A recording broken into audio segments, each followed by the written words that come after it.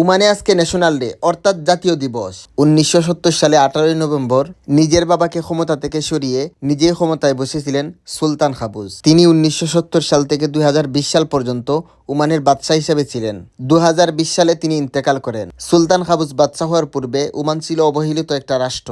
হাতে গোনা কয়েকটি স্কুল ছিল, কোনো রাস্তাঘাট ছিল না, কোনো বিদ্যুৎ ছিল না, কোনো আধুনিক প্রযুক্তি কিছুই ছিল না। সুলতান কাবুস একটানা 50 বছর রাজত্ব করে গেছেন। 50 বছরে তিনি ওমানের মধ্যে lakh lakh school, college, university তৈরি করেছেন। ওমানের রাস্তাঘাটের উন্নতি করেছেন, বিদ্যুৎ প্রযুক্তির উন্নতি করেছেন, ওমানের নাগরিকদের উন্নতি করেছেন, ওমানকে একটি আধুনিক রাষ্ট্র হিসেবে তৈরি করেছেন। যে ওমানের মধ্যে হাতে গোনা কয়েকটা স্কুল ছিল, রাস্তাঘাট ছিল না, বিদ্যুৎ ছিল না, আধুনিক কোনো প্রযুক্তি ছিল না, সবগুলোই উন্নত করেছেন এক সুলতান কাবুস। একজন রাষ্ট্রপ্রধান চাইলেই দেশটাকে কতটুকু উন্নত করতে পারে সেটাই প্রমাণ করে গেলেন সুলতান কাবুস। তিনি তার 50 বছরে দেশটাকে আধুনিক করে গেছেন। ওমানের জনগণের জন্য তিনি তার জীবনের সবকিছু বিসর্জন দিয়ে গেছেন।